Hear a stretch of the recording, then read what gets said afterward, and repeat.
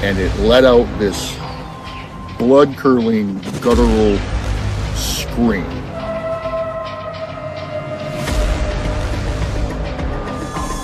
On the side of the road, he sees a deer carcass and something eating on it, which he thought was a bear. And as the lights hit it, it stood up. And, like, this gives me chills talking about it. He said it stood up and it had the face of a man.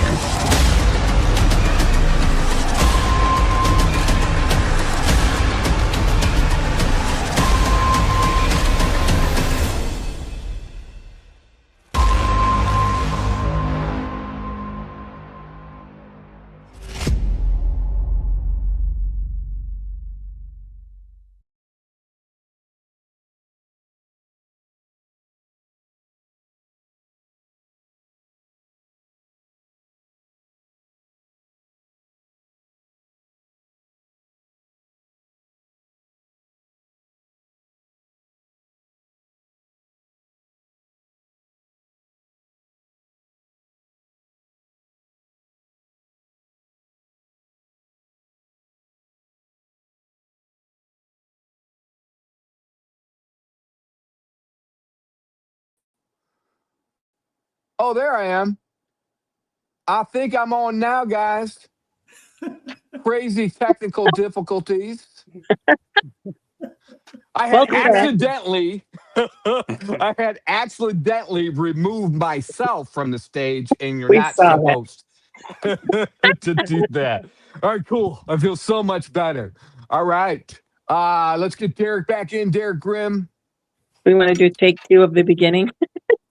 That's okay, man. This is Bigfoot Live. Like, I was recording shows before, and I'll still do that. Like, if you're one of our eyewitnesses, one of our guests, and you can't be on, like, say, Friday night, I will still record an episode with you. It's just that in order to save time, we've got so much coming up in 2026. I kind of consolidated everything into a Friday night live show. So technically, next week that'll start, and next week we'll start. I'll just add like, hey, this is episode 51. So that's a little bit of tidbit information. How's everybody doing? Great. Good. Doing good. Good. Go ahead, Kevin. Oh, I was gonna say I moved to a different area.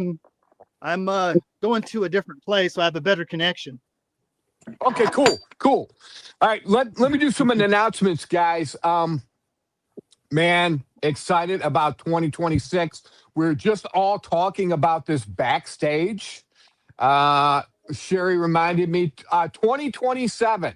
So we're in 2026 now. Haley and I are going to get together and put our brains together, and we're going to figure out this whole treasure hunt thing. I've already got an idea of where the treasure will be buried. So what are we calling it? Oh, yeah, the Golden Bigfoot Treasure Hunt. So either this guy's going to get dipped in gold, or he's going to be buried with gold and silver. And now Haley's great idea, possible Bitcoin, right? Portion of a Bitcoin or something like that. Yeah. So that'll be super cool. That's going to come up. We're going to formulate all that in 2026. And then probably in the summer, probably the fall of 2027, that'll give us enough time. We will hold this big treasure hunt, and we'll keep you posted on that. All right, so couple of announcements to make. Matthew Sexton, you're a new announcement, but I wanted to let you guys know, I told some of this to you backstage. I had a text a couple of weeks ago that made me think a little bit, and it's like, yeah, we need to be talking about all the recent sightings or any kind of information recent sightings. You know, we can go back, dig in time and pull up sightings, but has anything recently happened? Well, guess what? It has. Right here in Michigan, Muskegon County. So this happened this past week. Close to the shoreline of Lake Michigan, there was a dogman sighting. So Muskegon County, the eyewitness does not want me to share their name, but what the eyewitness saw was a dogman. I believe the dogman was walking from right to left, and it either All right, guys, here's the crazy stuff. It either walked into or walked behind a tree and disappeared. That's right. I said it. What is beginning to be known in the paranormal world is trees being used as portals or to obstruct the view of a portal door entrance. Okay. Y'all know I had to deal with the devil in my living room where the portal door opened up and that freaked out entity, scary entity came in. It was a cliche deal with the devil, offered me a record deal.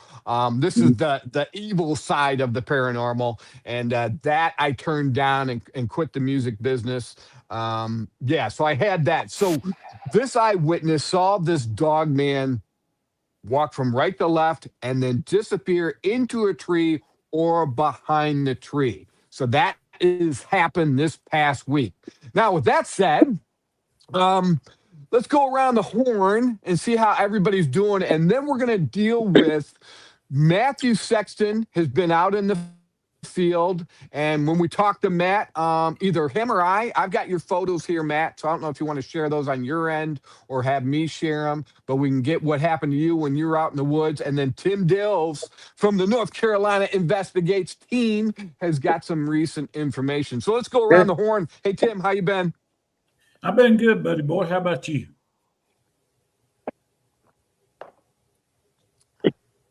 Tim, can you hear me? How was your week? How's everything going? Oh, going good. I can hear you. Can you hear me? We can hear you, Tim. Can you guys? Okay, good. What's going on my end, guys? All right, go ahead and keep talking, Tim. I'm sorry. Oh, that's okay. One of the ladies that goes squatching with me. I hear you a little bit. It's a StreamYard platform, I'm telling you. All right, Kevin, how are you? I'm doing wonderful. I had a good week, just getting back from a small vacation that I went on, and doing good, doing real good. No complaints on my end.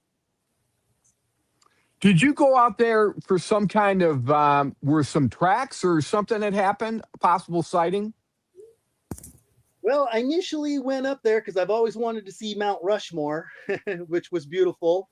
In the process, a friend of mine, she has got a lot of friends out there, and they know that I'm into Bigfoot and everything. So a friend of hers knows this lady that had supposedly seen Bigfoot on the side of the road.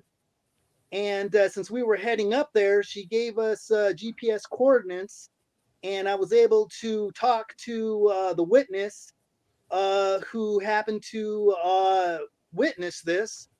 So she sounded really legit. So I just decided, you know what? I'm going to go and check this out. It's not too far from where we were staying. So I went up there and did some investigation work, and had a good time doing it. So it's a very well-known place. I didn't know this, so I just went across a river and thought I came across a footprint, so I took it, whether it's a footprint or not. It was quite interesting. I could see a toe. That's why I asked everybody earlier what they thought of that picture. Matt, thank you for your insight. Derek, thank you for your insight. Wish it would have just been on some snow without the little grass area, but I was just questioning it because I was like, man, am I the only crazy SOB that would freeze his butt off to go across a river because something caught my attention on the other side? So that was the main reason why I did it. And as I'm crossing up on this bank, I turn my head and I happen to see a footprint, and I'm like, why would this footprint be here? So that's what caught my attention. That's why I took the picture. Don't know if it was a boot on top of another footprint, but I keep thinking to myself, why would somebody cross that river right where I crossed that river and get soaking wet? That's what I'm questioning. But what Matthew said makes sense. What Derek said makes sense. So I just wanted more insight on that picture. But other than that, I had a great time. Awesome. Is this the? So I'm trying to hold up the pictures. There is that the circle where the footprint could have been, or the possible footprint? No, that circle right there was the initial reason why I went over there. I'm like, something, looks fresh. It almost kind of looked like a nest type area. Uh-huh. So I'm like, you know what? I'm really curious. So that's when I went across the river. And as I crossed it, I went to go investigate, what you're looking at. So I turned my head, and that's when I see a footprint, and I'm like, wow, this is quite interesting. Why would there be a footprint, right where I decided to cross the river? So that's why I circled that and everything. It's just something that really caught my attention. I normally wouldn't just freeze my behind off just to go check something out across an extremely cold river, So Right. That's a beautiful area. Just holding up the picture for the folks at home. So I'm assuming that river supports fish, brook trout, or whatever type. Yeah, there's a lot of brook trout in there, I believe. So it's in the spearfish, Deadwood area, Lead in South Dakota, and Okay. once I heard about there being a lot of Bigfoot sightings in that area, from hunters to motorcycle, because there's a motorcycle rally that heads up to Sturgis. We all know that, and there's a lot of motorcycle that ride up in that area. So I just wanted to do some investigating work. I was interested. I figured I was on a small vacation, and then when I happened to come across more information, I talked to a lady in a diner. I was just asking a bunch of questions. So the friend that I was with, her and I decided to go investigate this because, it was probably a good, 15 miles up the road, 15 to 20 miles up the road. And we were heading that way anyways, because we were trying to get to the interstate so we could head to Mount Rushmore. But we wanted to take the time because we got GPS coordinates. So I'm like, if we have that, then, something's going on in that area, which there was the most recent one was sometime in June. So, Okay. Me, I have to check stuff out. No, that's great. I mean, this is called Bigfoots of America. So as we get kind of reports around the nation, man, that helps the show, and that helps the people at home to kind of be updated on sightings. So, hey, man, there's South Dakota. I just gave a sighting in Michigan. We're going to go back to Tim here in a second. Let me read some comments by everybody tuning in. We have right here Bev Straddle. 322 on our YouTube says, good evening, everyone. Happy Friday. Mud Sniper says, good evening. Mike Merrill says, hey, hey. Hey, Mike, you and I got to get together. 2026, Mike Merrill had a sighting out by I-94, which is kind of eastern coast of Michigan, running from the Thumb down to the Detroit area. And then, of course, that highway then heads west all the way to Chicago. But out there by Lake Huron, actually, it would be by Lake St. Clair, Anchorage area, New Baltimore area is where Mike Merrill's sighting was. So good to talk to him. I definitely want to hook up with him. Hey, Ed Rock, what's going on? Ed Whalen, howdy from South Carolina. Good to see you, Ed, tuning into the show. Hey, Nora Scott, Gladwin, Michigan. Actually, it was Beaverton, Michigan, where Nora had her sighting, I think, within this past year. Nora has an episode in our season 3 Bigfoots of Michigan TV series that'll be coming out this year. She says, hello, everyone. Pure Michigan show. Without a doubt, it's crazy here in Michigan. It'll snow a day or two, then give you a day or two break, and then start snowing again. All right, on our Facebook channel, Donna Copus. Hey, Donna, we got to get you on the show. This is a different platform. Love to hear your story more. But Donna Copus says, hello, everyone. She also has an episode in our Bigfoots of Michigan TV series coming out this year. Brenda Goodwin says, hello. Good to see you, Brenda. She says she can hear Tim. All right, so it's got to be on my end. Jerry Lentz, Tom Rudder are watching. Good to see everybody tuning in. Hey, Tim, let's go back to you, and hopefully I can hear you now. Let's catch up with you a little bit and what's going on down there in North Carolina. Okay. Rachel, one of the ladies that goes squatching with me, she got a hold of me, and they had lost 14 goats off their farm this year. And she wanted me to come over and check it out. Nobody had ever checked it out for Bigfoot or Dog Man or nothing like that. And a couple nights before I get over there, one of her friends walks outside, and there's a set of red glowing eyes out in the goat pasture looking at her. And so she runs back inside and gets Rachel, and Rachel comes out, and there's 3 sets of eyes. The best I remember, they was red, sort of a greenish color and sort of a bluish silver color, out in the middle of the goat pasture. Well, the fence on the goat, electrified fence on the goat pasture, is waist high on me, and so it wasn't a coyote or nothing like that. Nothing like that could get through it.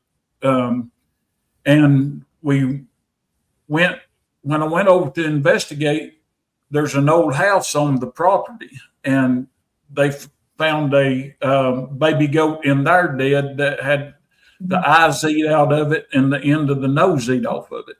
And that's all that was done to it. And so we go over there. We're going to put a trail camera up on it. And Rachel turns on her EVP, and there's a voice comes through and says, I want your soul. It was a lady's voice. So we ease around, and I've got my EVP going, and they won't talk to me at all. All they ever done was talk to Rachel and her friend.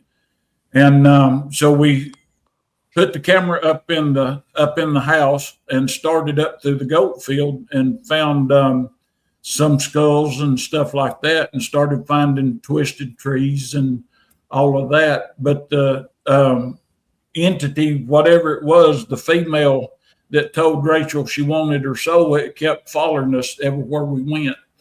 And we finally got up to the top of the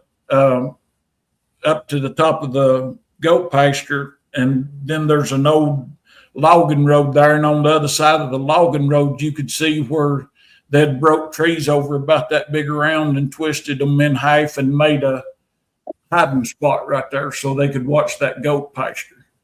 And I don't know that much about dog men. I've not had that many encounters with them, just a few tracks and that kind of stuff. But some people said that the eye color was dog man. I don't know. So, but I do know that, like I said, over there this year, they've lost 14 goats, just completely disappeared, not killed and left in the pasture or nothing. The goats are just vanished.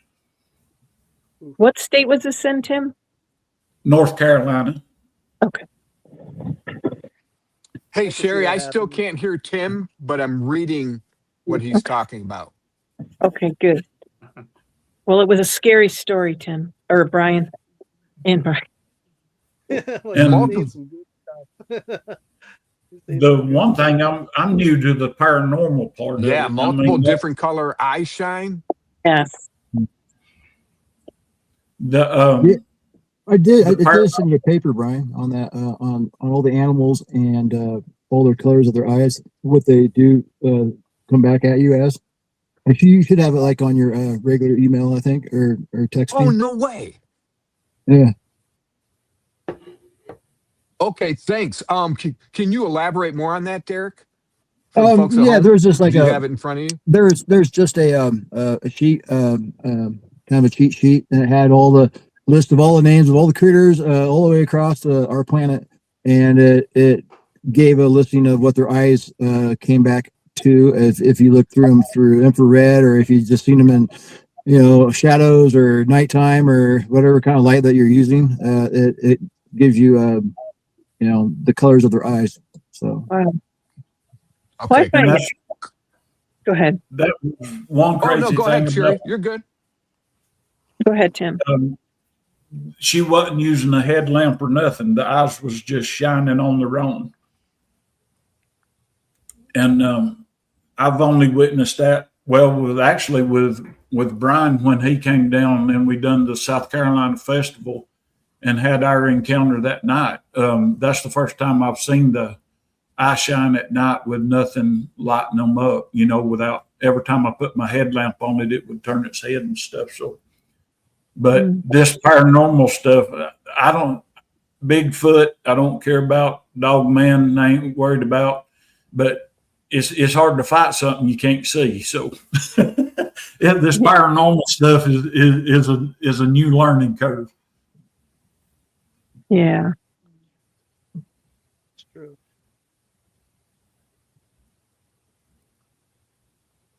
Well, the EVP was interesting that you had brought that up, Tim, and the fact that it did pick up a voice and a message. I think too that with that type of investigation, that it having different color eyes, and thanks, Derek, for sharing that information. The eye shine's interesting because even when a human is photographed with a flash, even it will glow red. So you wonder, is it a species type of marker where it does have, common, I don't know, attributes to our makeup. I don't know. factors. Kind of interesting Yeah. though. Yeah, Brenda Goodwin saying, and we've mentioned this before, she wonders if they emit different colors based on their moods. I had heard before that Sasquatch, possibly normal yellow, and then if they get a little inquisitive or concerned, it'll turn orange. I know we've got that eye shine in one of the episodes in season 1 with Aaron Spencer, and then if the Sasquatch get really agitated, their eyes may turn red. But yeah, that's some of the eyewitness accounts. Hey, Haley, how you been? Good to see you. Good. How are you? I think things are a little thinking right now. All right, Matt. Let's jump to Matt Sexton. Trying to figure out what's going on with my audio issues. Matt, can you hear me okay? Oh, I'm good now. Sorry. Yeah, I can hear you good. Okay, great. I can hear you too. All right, Matt, I've got some pictures here. And tell us what happened when you went out. You had a little thing this past week? Yeah, I did an overnighter. I start going back out after hunting season. I don't want to mess stuff up for the hunters on the state land. So I wanted to test my gear. I got some new gear for cold weather. I got some down pants. I wanted to try them out. Wow. And I was impressed by them. Wow. And not a lot happened. I didn't do a lot of searching. I basically set camp up and got firewood and went through all my gear and just hung out. And then the only thing that really happened, there were 2 tree knocks, and then it was real windy. So I had to go down in this little ravine. So I set up right by a creek, and I made sure there weren't no dead trees and stuff that could have fell on me. And then I don't know, I just heard a couple knocks, and I did a lot of sleeping. I ended up sleeping like 9 hours. 9-10 hours total. But no, I was had surprised it was so cold, Matt, and you were out there. I'm Yeah. like, oh, you texted me and you're like, hey, if you want to come out, that's cool. Fortunately, I was busy. Put it that way. I'm like, no way, man. It's down in the 20s, man. I had trouble when we were out. I had trouble in the 40s that one night back in August when it dipped down to the 40s. I'm like, oh, man. I actually brought you a sleeping bag just in case you popped up. I got one of them down military mountaineer bags. You wouldn't have been cold. The only thing that got cold for a minute was my nose, and then I had a baklava. They're All called right. a fleece one. Haley, can I hear you now? Can ya? What is going on my end? I've never had this problem this much. Can anybody else hear me? Sherry, can you hear Yeah. Haley? Yes, Yeah, I can hear Haley. I can hear Haley. All right, Yeah. go ahead, Haley. I can No. read you, Haley. I've got like captions. Go ahead. You have captions? All right. I just what Stud was saying with the 3 different colored eyes. That wouldn't make sense for anything other than some kind of paranormal thing, because 3 different animals are not going to pack together, to like stalk and do intelligent like reconnaissance on a herd of goats, right? Mm-hmm. And so then that's when she had said about, or Bryan had said about the different emotions, maybe with their eyes changing color would make a whole lot more sense than an opossum, a raccoon, and a bear all standing next to each other. Like, let's go get those goats together, right? Yeah. So yeah, And- I think it was Derek. You said that there was a cheat sheet about different critters' eyes colors. Yes. Is it just like Google it and we'll find it, or you have Yeah, I it? think so. Yeah, I mean, yeah, I think that's how I found it. I was just, I think I Googled in the color of animals' eyes at night with artificial light. Okay, that would be cool. I think I'm gonna grab that and print that out. That'd be good to have out in the field just to know. Yeah, it is. Yeah.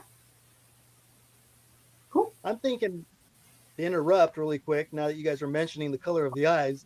Everybody knows what happened to me with the red eyes, and I know it has to do with a major warning.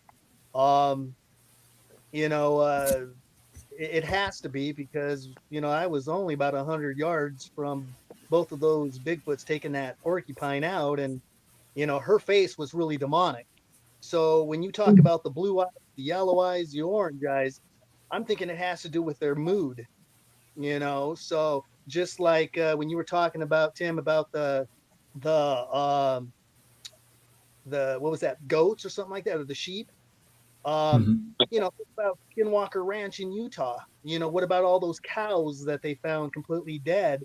And they were talking about stuff like that. So, like you said, Haley, and you, Derek, it has to do with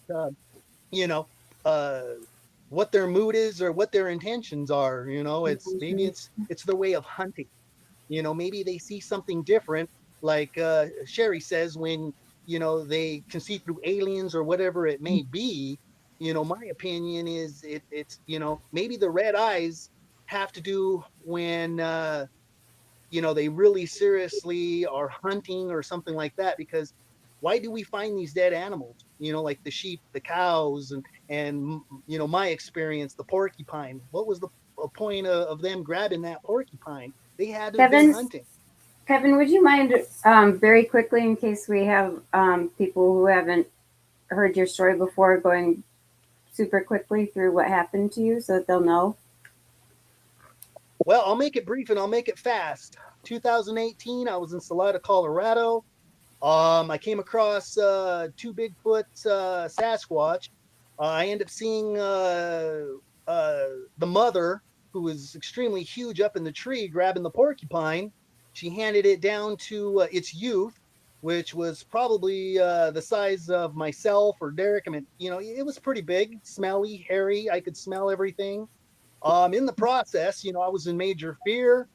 I was extremely close, and the mother flashed the red eyes because I believe I was too close. I know they had to have known that I was there.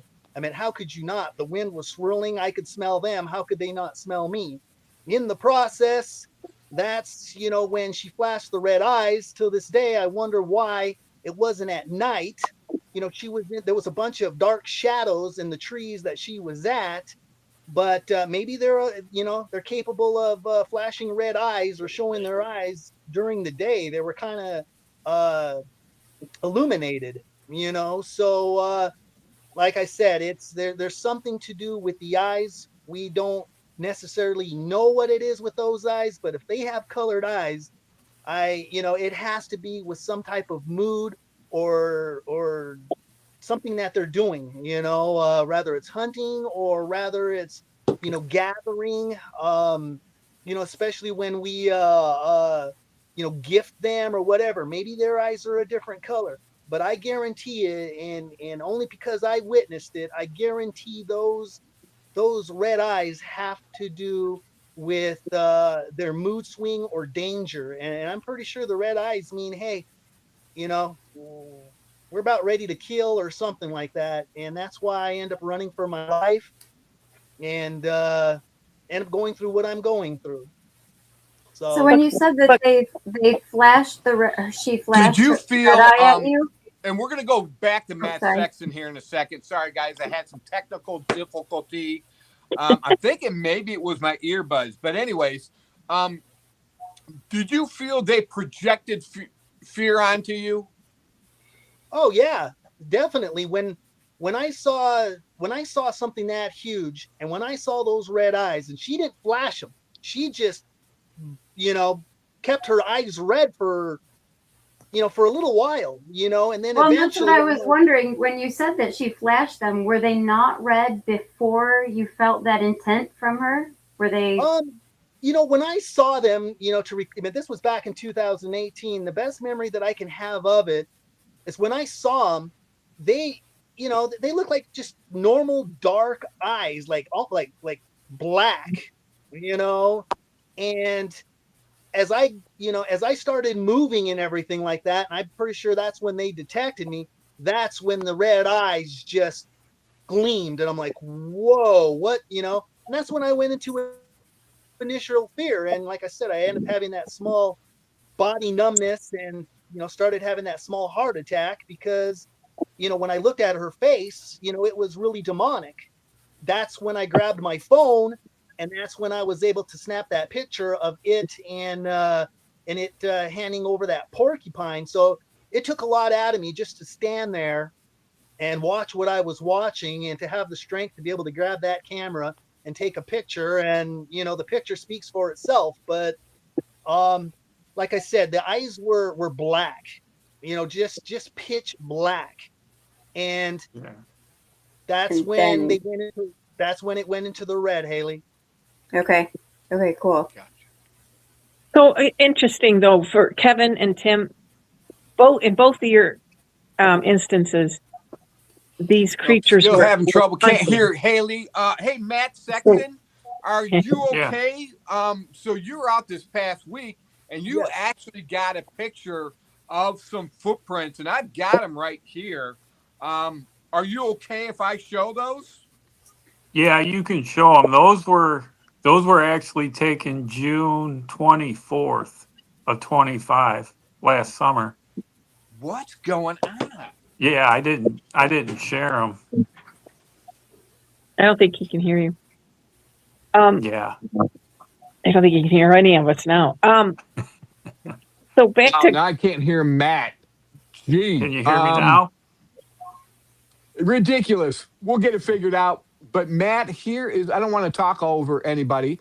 Here is one of the pictures. I see you nodding. I call that one and then long I'll get toes. the other. Wow. Let me flip these. Wait, I think I just heard you, Matt. I want to do something here real quick. Can you hear me now? All right. Then you've actually got, so what do you have? 3 different? So there's your foot, and you've got, where's my pointer at? There's a rather large, wide one here, and then a narrow one here. Then, of course, your foot. And then you've got this one. I think that's a different one. Can you elaborate on these a little bit? Yeah, that all 3 are totally different. That foot, that was my son's foot. We were out at night. Wow. looking. He wanted to see one. I'm like, well, we're camping in the spot I took you at, the ground zero. I'm like, well, they're over there. I said, I know they're in that area this time of year. So we went over there and there were tracks all over the place. It was like an overload. Sherry or Tim, you may have. Sherry, can I hear you? Check 1, 2, 3. Check, check, check, check. He can't hear us. No. You can hear me, right? Can you all hear me? Yeah, I can, yeah. I can hear you. Yeah. Everybody but Brian. Well, then we can say a Yes, bunch you're of stuff on positive. here. Yeah, I don't know what's going on my end. Sherry, if you want to take over, that would be wonderful. Okay, no problem, Brian. So back to Tim and Kevin. I was going to mention about the eye shine and the eye colors. What was interesting in both your cases that you had mentioned that they, Kevin, your Bigfoot was hunting a porcupine. Tim, All right, Beth Strada says she can hear everyone. Bigfoot. Sorry if I'm talking on somebody. With the different kinds of colors, yep, a warning of some kind. I think so, Bev. And she can hear Haley. So it's got to be on my end, guys. I really want to my finish apologies. I'm going to shut up. I can hear somebody laughing, but yeah, That's it's gone me, Jeff. haywire Brian, I on think my we're all end.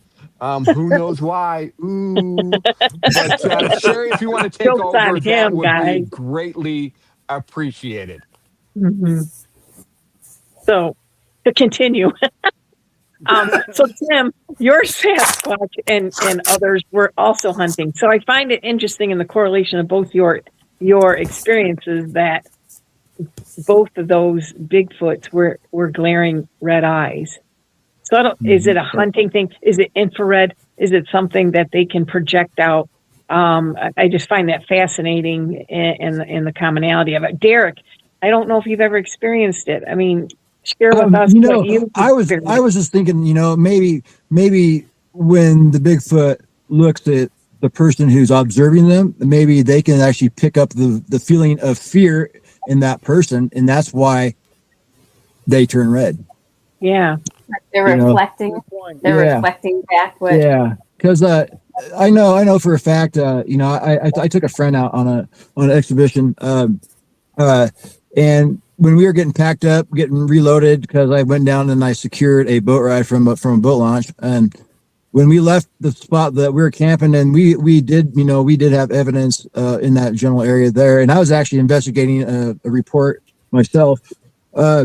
That when we went and took off, I probably went 50 feet and locked at the brakes.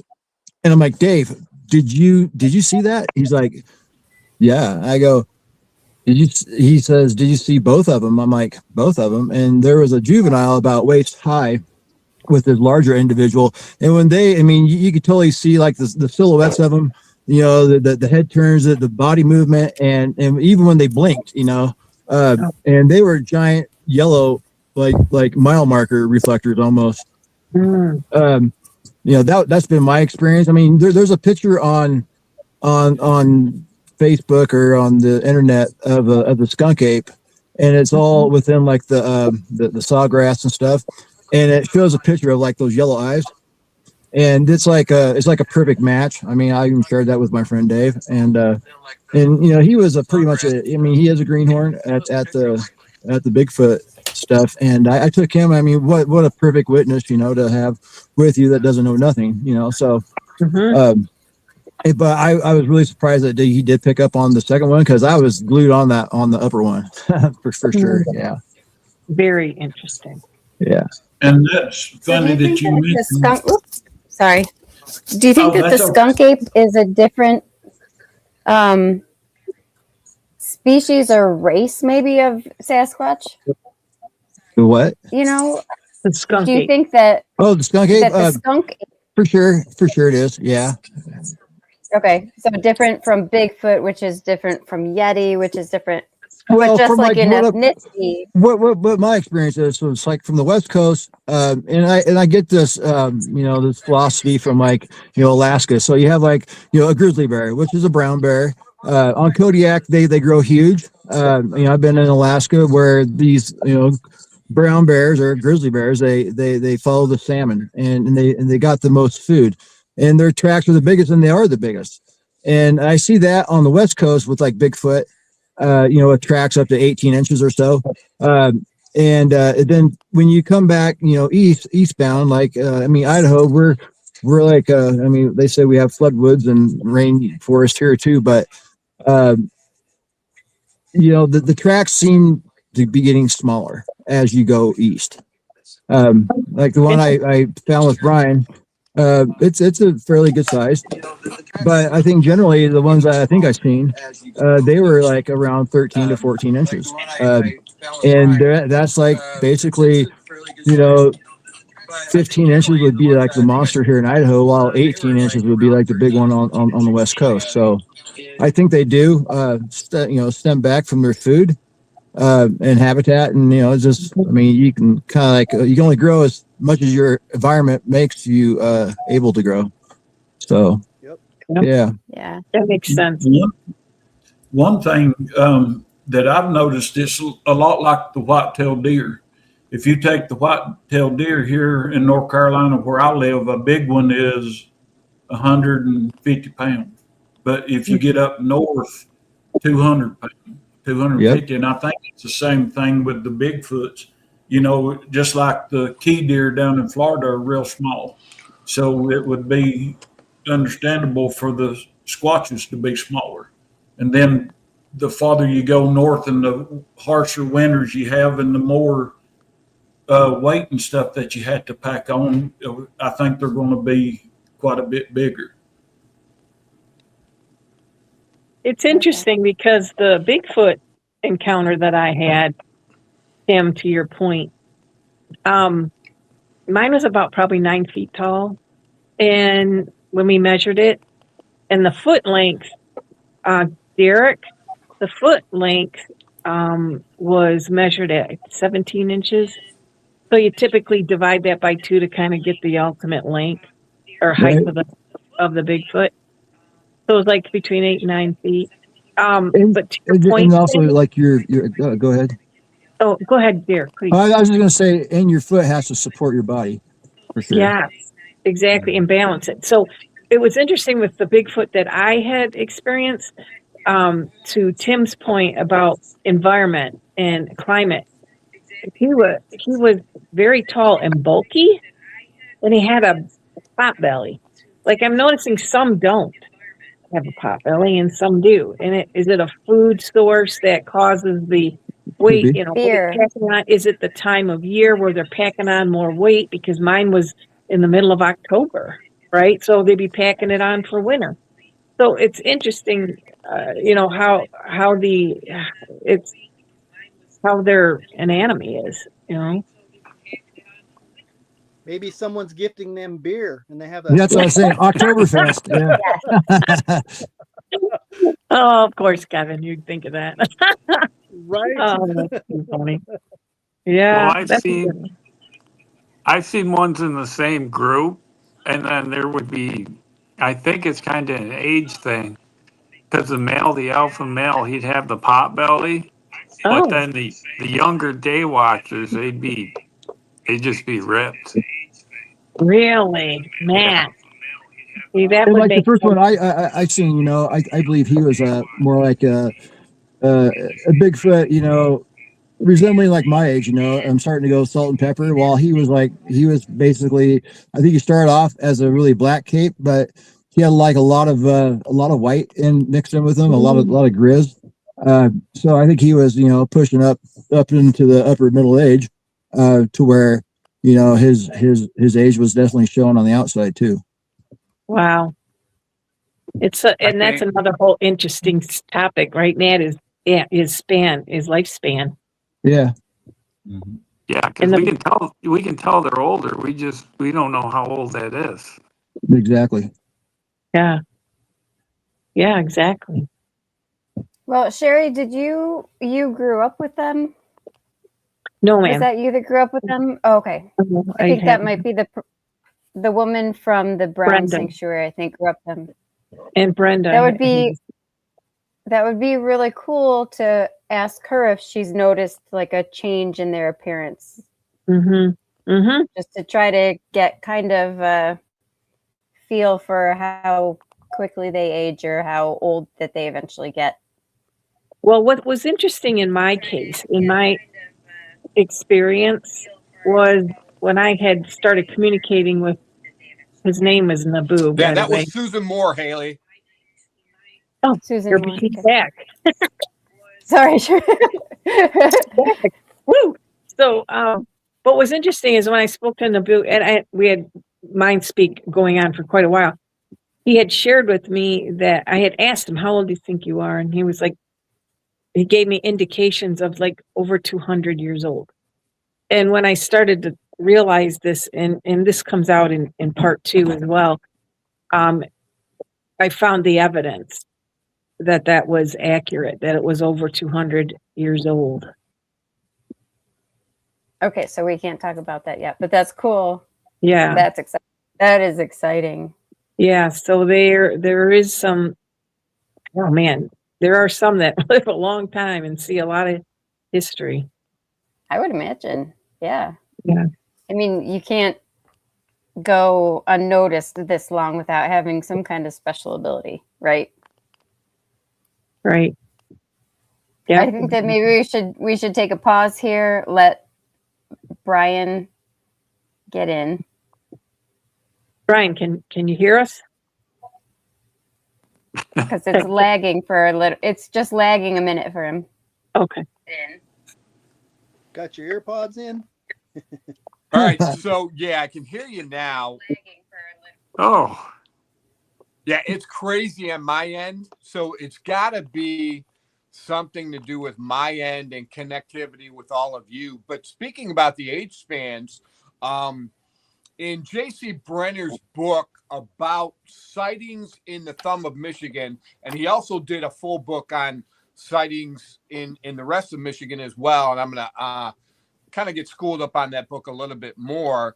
But there are accounts of the same Sasquatch having interactions with a man and then his son and then his grandson and then his great-grandson. So they had formulated at that time anywhere between 50 and 500 years of age. And then I recently, in this past year, heard another account of possibly up to 700 years of age. Now, if you're talking about all of that, let's dip into a little bit of theories right now. If you talk about Goliath, if you believe in the biblical narrative about David slaying Goliath, one of the things he did was cut off Goliath's head. Okay. Recently, I've been studying up on Medusa. Now, we had talked about this in the green room. In the TV show Stranger Things, some of the evil creatures, yes, Haley loves Stranger Things, they are called Demogorgons. Demogorgons. Combination between demigods, okay? I'll be done in a second, Haley. Demigods. No, you're good. You're good. Ancient Greek mythologies, and Gorgons. One of the most well-known Gorgons of Greek mythology is Medusa. Medusa, I'm reading, found out she's a giant. She was a monster. There's a reason they wanted to kill her. She had an offspring who was a giant, but she was known as a Gorgon. Now, in the Enochian narrative, which is connected with the Bible, I think they were referred to as sirens, with some of the sirens being mermaids or winged creatures. So, in Stranger Things, demigorgons, so we go back to ancient Greek mythology, and then the cutting off of the head, if you pull out the H.A. Miller document from the 60s, where he did a study of these creatures, he said they regenerate. So I believe from ancient knowledge, how you had to kill a giant was cut its head off to kind of put the exclamation point on its death, or else they had the potential of regeneration.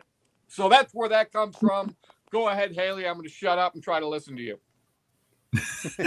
No, I was just saying it's Demigorgon, like DEMI, but it didn't matter.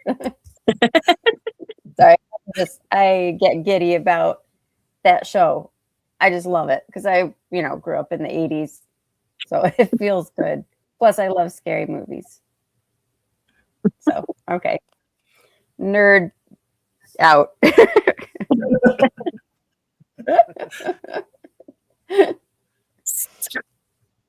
Somebody else talk. I don't even know what to say about what. But what I do. Bryan Hopefully, just I'm coming shared. in okay. Hopefully, I do. I love it when Hollywood does its homework, so to speak. So Yeah. I just watched the movie. So think of the line of Predator movies they have out there. Check out the movie Prey. That has a great depiction of cloaking where it's bending. I believe they bend light. However that works, they're able to bend light and kind of obstruct their physical form by gathering the information around. There's so much scientific we just don't fully understand. If somebody else could talk about that, because I feel like They made a I can't hear screen. you guys. All right. Well, here, Bryan, hold on a second. Cloaking. I mean, the military's. I don't know if you ever heard, but the military has abilities to cloak. I've been reading up on the new military. There's a company that has made it like plain for like pedestrians. Like it's on YouTube. It's a screen that bends light. Like the person can walk behind this piece of glass and they're invisible. Maybe it's just a wall. Actually, what it is, this is probably back before. Thank you, Stud. This is probably before all of you guys was born. They used to have 3D holographic cards. We used to have our notebook on their notebooks and stuff, and it's the same thing. That is the same thing as what they're using to cloak with now. I heard China's the most advanced in the cloaking process. What is? China. China. Ion? No, China's perfected cloaking. Okay. They got like a sheet they use that they just put up. Yeah, that's what I was talking about. They've done demonstrations. Yeah. But I mean, I've seen videos of the demonstration, but then is that AI, Well, because AI is just a whole nother story, right? But just to stay away from that topic. Hard to believe anything now, right? Well, here's the thing though with cloaking. I've seen UFOs cloak. There's a shadow, a circular shadow on the ground, and you look up in the sky and you can't see it. But something's projecting something with backlit. It's backlit, and it moves across. There's other cloaking of UFO sightings. At night, they actually cloak at night. And there's just a big void in the starlit sky, but you could see that it looks like a hole. That's cloaking, or they emulate the background of the backdrop of the starlit sky, which I saw. There's so many. That would be like camouflaging, right? There's so much of that going on. Who knows? I mean, can Bigfoot camouflage? Where they're really there, and I think so, because they can make themselves look like a dark shadow in a tree line, right? So we've even witnessed some of that, right, in these videos and photos. So it would be cool. Sorry. I've had them run by me cloaked like 3 feet away from me, and I could feel the wind from it running by, but I literally couldn't see anything there. No, I couldn't hear it either. It started smashing the tree limbs like 10 feet in the air as it ran across, and it was wild. Like, I don't know what the heck they're doing, but it's wild stuff. And it ain't like a sheet of. They're doing something with their body. Yeah. Well, and if it ran by you, you didn't see any footprints either. No, I was watching when it was smacking the tree limbs out of the way, and it was mossy, and it wasn't leaving any foot impressions either on the ground. Like Has Bigfoot. anybody considered that maybe these beings are walking behind the projection that is our reality? Oh, what Screen? happened? Our perception. Yeah. Yeah, What happened was too that they're after walking behind it. I don't know what it is, but after it ran by, and then it turned to the left, and it was like a shadow. I could see like the outline of it, and it was like kind of dark, like a shadow, and then it just shot away from me. Yeah. So I think it was starting to uncloak. Do Man. you think?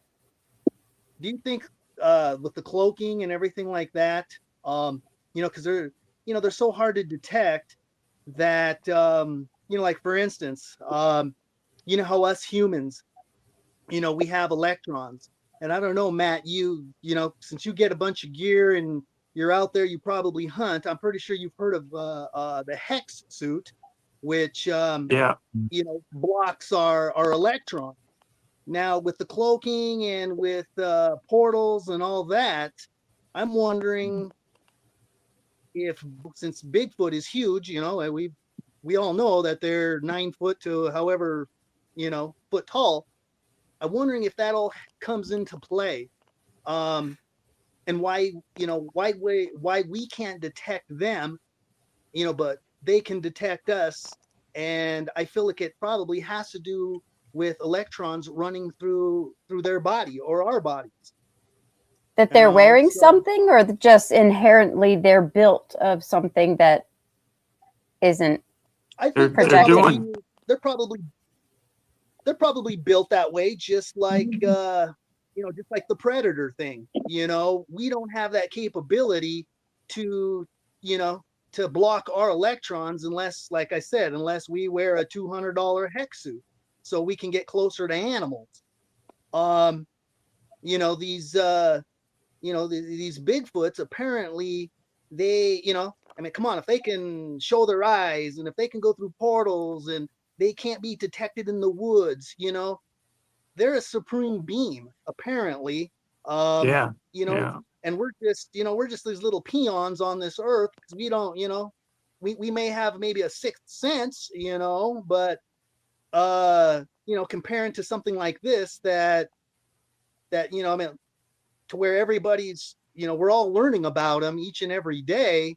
But there's, more and more stuff that we learn about them. But, like you guys were all saying, the cloaking and not being able to detect them, how we can hear them, and maybe, they can feel our presence. Maybe we can feel theirs, but, to an extent, right? Yeah. Mm-hmm. Yeah, when it ran by me cloaked, I had somebody with me, and we were bear hunting, and he had a 308.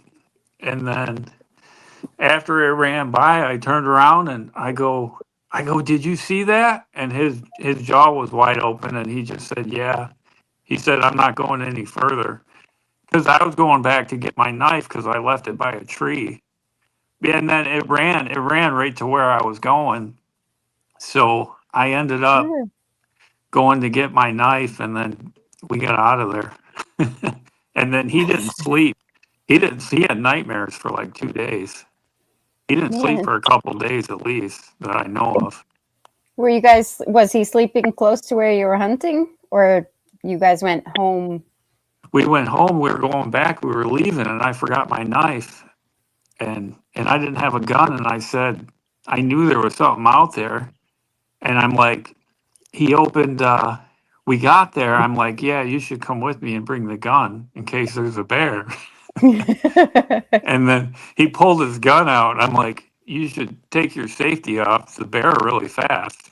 and then we went back there, and sure enough, man, it ran right by us, smashing limbs. It was wild. Good Lord. You never forget something like that. And then their abilities, I'm wondering, everybody's saying the Nephilim, and I'm wondering, these are naturally evolved beings. I'm wondering, they've been here before us and they were just witnessing everything. And I'm like, what if these beings didn't sin? Like, man, they weren't sinners and they just naturally evolved. And these are the natural abilities that they've gained over the years, over the centuries, or Just by virtue of being virtuous? to being able to cloak and all this stuff. Yeah, it's just the thing, is like as we are humans, I mean, we all are sitting in cars like I am now, or we're sitting in our nice houses, and we have artificial light, and we got food, go to the grocery store, but we all have instincts, but we're all losing our instincts by our slick environment that we have now. I would suppose if you were in the woods, 24/7, born in the woods, you got to live in the woods. That your instincts would be sharpened, they would be evolving, they would be acute, they would be all sorts of stuff to warn you of dangers, to make you find food, to let you stay alive. So yeah, and you'd have a perfect diet. You'd always eat everything natural. Well, and I've heard also that, so I've never personally had a Bigfoot experience. I would love to. Absolutely would love that. But I have heard that it's I'm just kidding. well, so I feel like they're benevolent unless they feel like you're not benevolent. If they feel like they might have a reason to fear you. I'm little. I'm 5'3". A porcupine wouldn't even be like afraid of me. A squirrel wouldn't. But anyway, I lost my train of thought. Native Americans. So there's like history there between forest people, Sasquatch, and Native Americans. And like even like present day Native American descendants are more likely to be able to mind speak with Bigfoot. So I feel like since Native Americans are historically we're more connected to the land, that just like generationally they're still going to be more connected than people who came from Europe who were disconnected from the land in the first place. that'd be the Sherry department right there. Where did she go? Yeah, where is she? I think she said StreamYard kicked her out. Oh, Brian, can you hear us? So what's your input, Brian? Ain't got a lot to say, yes. well, no. So I think he has to listen through the YouTube channel, which it has a lag. Oh.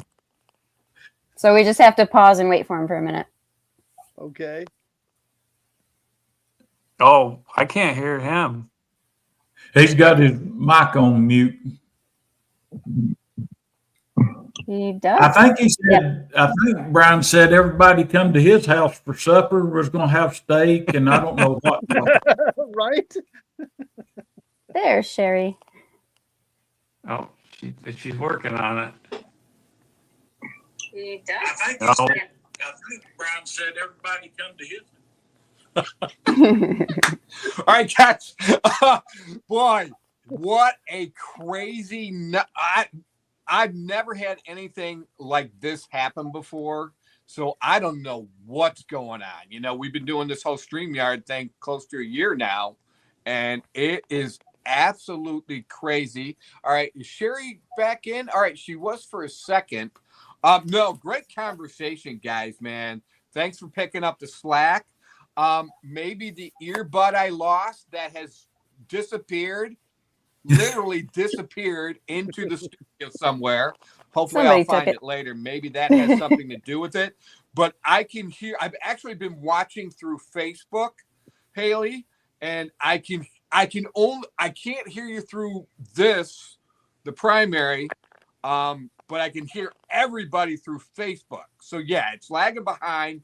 Let's pick up with some of the audience's comments right now. I see George Lunsford has a lot to say. So let's catch up. So yeah, if you make your little comments, Tim, I can't freaking hear you at all. Tim's too cool, man. The only one I can hear is actually Kevin now. Is that weird? I can't hear anybody but Kevin. All right, so What kind of guy, I guess. So, okay, we're going to catch up right now. Here in mid-Michigan, this is from Christine, 1921 Murphy. Here in mid-Michigan, Woods and Harrison in 2021, she had a straight line of tracks, of 13-inch tracks in the snow, 5.5 feet apart, ended at a tree in her yard. So there's another. So we know that Bigfoot, that falls into the line of Bigfoot. I see Tim nodding his head.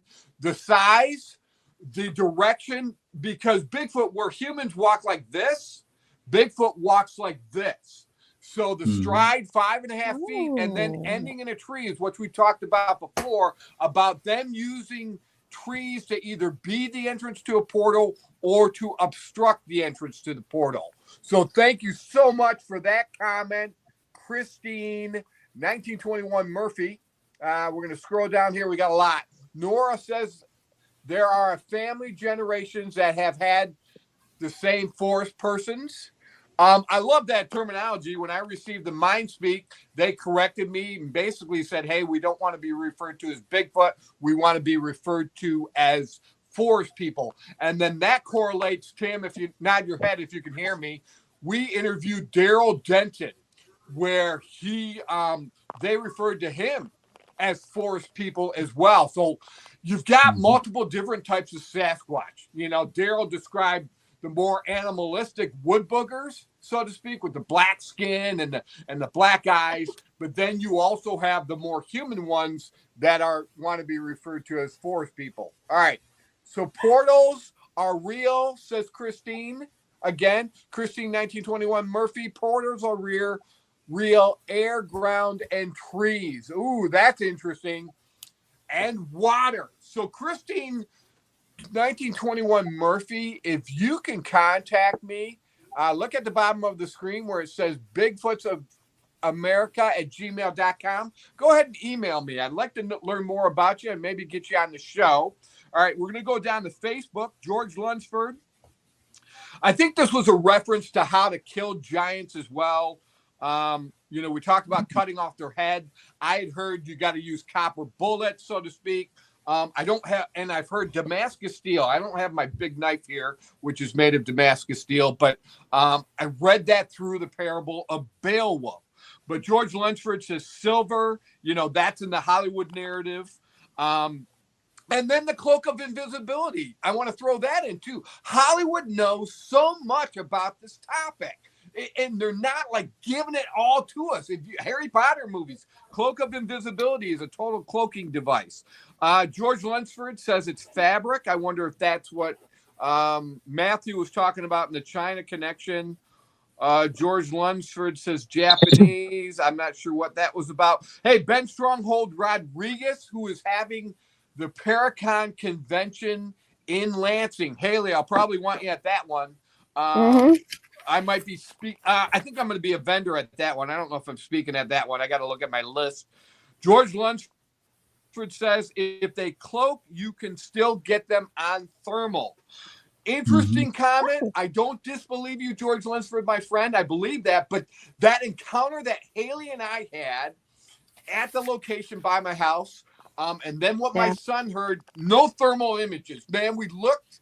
So I go back and forth with that. It's almost like if you catch them off guard, you'll get them on thermal. But if they know you have any kind of electronic devices, they'll kind of hide themselves a little bit more. Brenda Goodwin says we may have abilities as children, but are stunted by societal limitations. And Derek was making a good point of that, man. Right. It's like, all right, do different Sasquatch have different abilities? Yes. Is this an ancient human tribe where we are so dumbed down by, I think we're getting dumber. I know we've got computers and all that, but I think we're getting dumber. So I'm going to shut up. Whoever wants to talk, go ahead and talk. That's me chiming in real quick.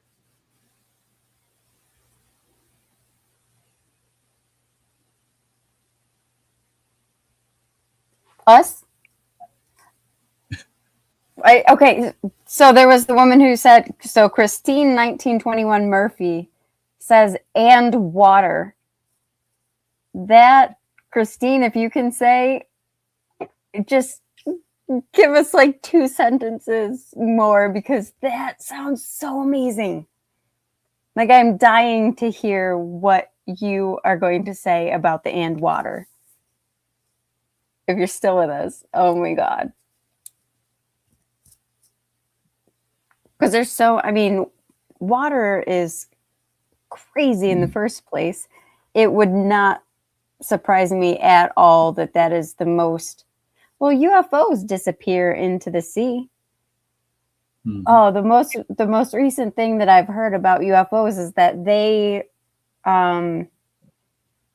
it's an alien race or whatever, they set up bases in the bottom of the ocean where they, it's not like sentient life down there. It's all just biomechanical AI that is building the machines that are then sent up to be the UFOs that are then studying us. But none of them are actually alive. The aliens are just biomechanical AI, which I thought was incredibly interesting. Tree of three.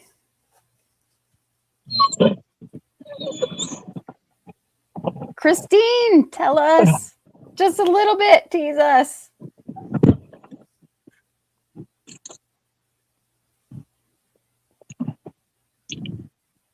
Oh man, does anybody know what trees of 3 means?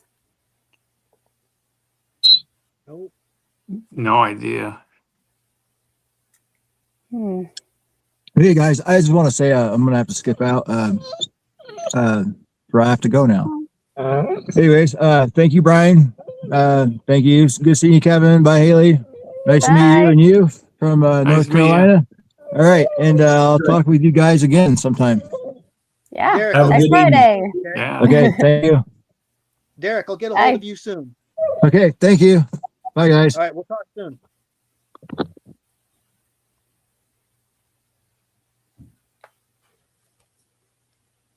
One thing that I thought funny that Kevin was talking about was the first ones he saw climbing the tree to get the I'm going to try to chime in real quick, and yeah, we'll be wrapping up the show here in a minute. Haley, to your point, funny that Kevin was talking about was the first ones he saw climbing the tree to get. I'm going to try to chime in real quick, and yeah, we'll be wrapping up the show here in a minute. Haley, to your point, funny that Kevin was talking about was the first ones he saw. What a night. I know. Tim, go ahead. I was just going to say, point out the crystals and the conductivity of water, all of that. I was just going to say that the first one encounter I ever had with a Bigfoot, it was killing a raccoon.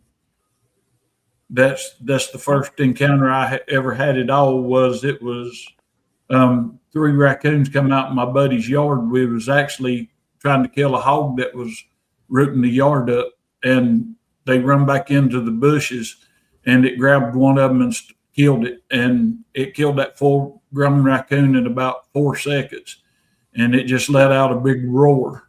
And that's when I looked at my buddy and told him something wasn't right. Wow. But in what manner did he like grab it by the tail? Do you know how he killed it? No, I don't. It was dark. Yeah. I just heard the coon squalling, and I don't know if you've ever heard a coon squall, but they make a terrible racket. And then it just a big whoa, and everything went dead quiet. Actually, I might have heard a baby raccoon, but it sounded kind of human screaming. Mm-hmm. They do. Okay. They sound okay. Yeah. Kind of screaming. I think they and then it started whistling. That's what I was thinking, that maybe it would be like a kind of Yeah, I thing. think they kill them by grabbing them and slamming them up against trees. I hear they do that to deer. They'll grab a deer and just slam it up against a tree and kill it. You know, maybe that's Wow. why we hear that and we think it's a knock. These are things that I've heard of. You know, Yeah. I guess they're part of animal conservation too. Uh-huh.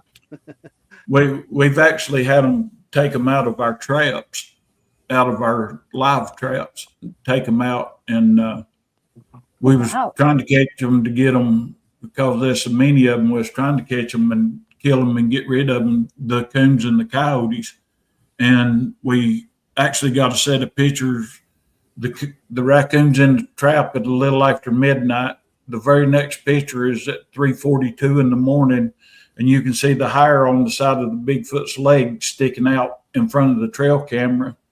And then the same minute at 3:42, the raccoon's gone out of the trap, but the trap is 20 feet from the camera. So while the one Bigfoot was blocking the camera, another one had to go get the raccoon out of the trap.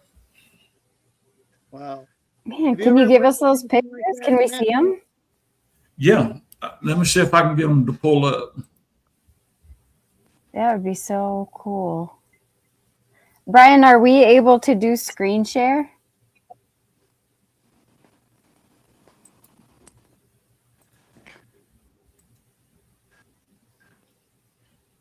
Oh, Huh. I think he was getting ready to wrap up the show. No, what's going to happen, Haley? I have to, like, I do everything on my iPhone. I have to switch over to a laptop computer, and then I'll be able to do all that. Oh, okay. Gotcha. I can add it right here in just a second. What's going to happen, Haley? I have to, like, I do everything on my iPhone. I have to switch over to a laptop computer, and then I'll be able to do all that. Oh, okay. All right, guys. So, we good to wrap up the show? Yes. Yes. Yep. Oh, he's gonna screen share. I'm so sorry. Go ahead and screen share. That's Are you okay. able It's to? taking a minute to load. all right. I got a quick story. So, all right. So when I went camping, I had this one really weird dream that I was standing on the riverbank, and then there was a raccoon down on a rock. So I went to jump off the bank onto the raccoon, and then when I jumped, I was floating in the air, and it was weird. And then I started floating across the river, and it freaked me right out. And I tried moving, and I couldn't move, and I ended up getting like sleep paralysis. Oh, wow. Uh, It was weird. Like it's recent. I haven't even really processed it yet, but was it lucid? Like, were you trying to move while you were in the dream? oh yeah, I was trying to move as hard as I could. I was freaking out. Yeah. Okay. I've had that a million times where like I'm trying to punch somebody, but like the harder I try to punch them, the slower my arm goes. And it's just like, come on, dream. We don't have to be this slow. I'm supposed to be in charge. Yeah, it was weird. I can show you this picture right quick. Right there, you can see the raccoon is inside the trap, and there's one on the outside. Yes. Yeah. Oh, you had Okay. a trail camera on it? Yes, sir. Oh, So And wow. the trap this is set up like 4 feet off the ground. Yeah. Okay. And right here is the very next picture. That's the hair off the side of its leg. Oh man, yeah. that's good. Ooh. And then this is the last picture. And the raccoon, let me get it to where it's turned right. The raccoon, I hate trying to go backwards on the camera, but the raccoon has gone out of the trap. Yeah. If I can get it in front of the camera. Oh, perfect right there. Yeah. Man alive. That is so cool. Oh, wow. That's when we quit throwing our cameras away because we thought they was taking blank pictures, but we found out that they're standing so close to them that it just don't register. Yeah, Right. that's awesome. And that's on your property? Yeah. Awesome. And where are you again, Stud? I'm in Franklin, North Carolina. Franklin, okay. All right, everybody. Hopefully you can hear me. Thanks for hanging in there. Crazy technical difficulties. We'll get that figured out before next week. You guys rocked it, man. Haley, you rocked it. Everybody stepped up to the plate. So, first of all, my apologies for the technical difficulties. Yeah, this is still airing, though. Everything's good. It seems like it's coming through for the audience, and that's the most important thing. So, why don't we go around the horn if you want anyone to contact you, or where can they follow you at, whether it be on Facebook or any of the other social media platforms? Go ahead and go around the horn. Kevin, go ahead and start. Well, you can always find me on my Facebook page, Kevin True. You can't miss it. It's got the B.O.A hat, and when you're on it, it has all the podcasts. It has the pictures of the Bigfoot. Can't deny who I am and why I have it. So, or you can reach me at Kevin True at gmail.com. Fantastic. I think he's done talking, and hopefully you can hear me. So, Tim Dills, go ahead. You can find me at TikTok at Tim Dills 13 at TikTok and YouTube, and you can find me on Facebook. It'll be the Tim Dills with the Bigfoot picture. All social media will be Tim Dills 13 and Tim Dills 13 at yahoo.com. All right, Matt Sexton, go ahead, buddy. All right, yeah, you can look me up on Facebook, just Matthew Sexton. You'll see a picture of me. That's pretty much the best way to get a hold of me.